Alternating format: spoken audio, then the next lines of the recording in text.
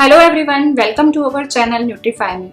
ये fat loss series का first session है। इस सीरीज में हम सबसे पहले देखेंगे कि वेट लॉस और फैट लॉस में क्या डिफरेंस होता है। जनरली हम इतना ध्यान नहीं देते हैं और हमें ऐसे ही बोलते हैं कि हमें वेट लॉस करना है, बट वेट लॉस और फैट लॉस में काफ़ी डिफरेंस होता है। इसे समझने के लिए सबसे पहले हमको समझना होगा कि हमारा जो बॉडी कंपोजिशन है, हमारी बॉडी किस चीज़ से मिलकर बनी है। हमारी बॉडी मिलकर बनी है फैट वेट, मसल वेट और वाटर वेट और बोन वेट। सो इसका टोटल जो होता है वो हमारा टोटल बॉडी वेट होता है। बट जब हम वेट लॉस बोलते हैं तो मसल वेट भी रिड्यूस हो सकता है, फैट वेट भी रिड्यूस हो सकता है, total body weight, water weight भी रिड्यूस हो सकता है। तो वेट लॉस और फैट लॉस को हम एक एग्जाम्पल से समझ सकते हैं। जैसे कि आपने आज वेट लॉस स्टार्ट किया, आपका वेट है 57 kg और आपने आज से डाइट स्टार्ट किया, आपने एक्सरसाइज स्टार्ट किया और आपने अपने जो घर पे मशीन्स होते हैं वेट वेइंग स्केल, उसमें वेट चेक किया, इट्स 57।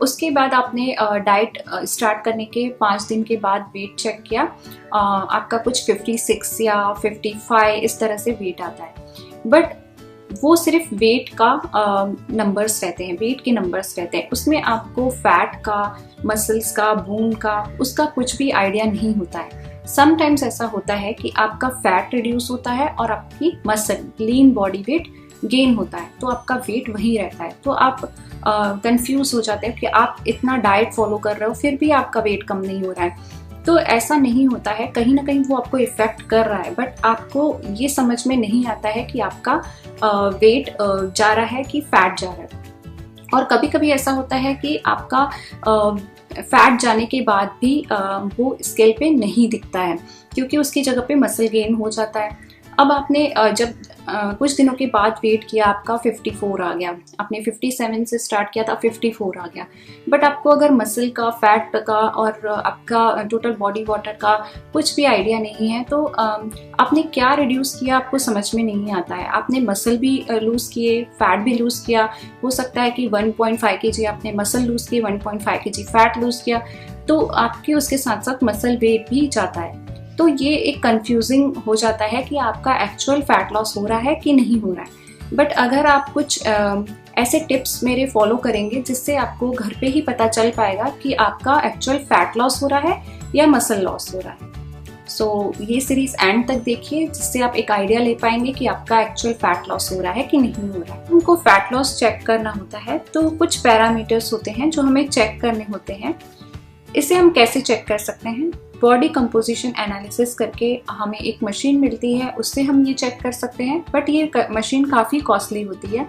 ये आपको जिम्स में या फिर जिम में या फिर डाइटिशियन के पास या फिर आपको कहीं हेल्थ सेंटर में ही इस तरह की मशीन्स मिलती हैं जो कि बहुत कॉस्टली होती हैं, जिसमें आपका actual weight loss, fat loss और मसल मास कितना है वो दिखाता है। ये बॉडी एनालिसिस रिपोर्ट कुछ इस तरह की होती है। तो अगर आपको चेक करना है तो प्रॉपर आप ये चेक करके फिर अपना weight loss journey, fat loss journey आप स्टार्ट कर सकते हैं।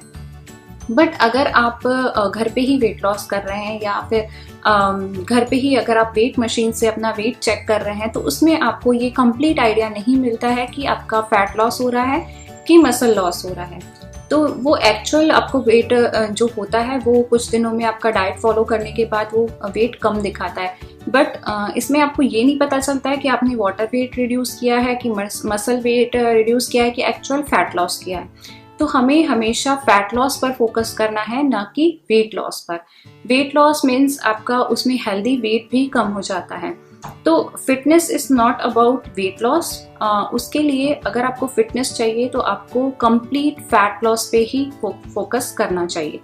तो आई होप कि आपको ये समझ में आया होगा कि आपको फैट लॉस करना है कि वेट लॉस करना है। और आप जब भी फैट लॉस करते हैं तो अपनी डाइटिशियन से भी आप जो क्वेश्चंस करते हैं वो फैट लॉस के लिए कीजिए।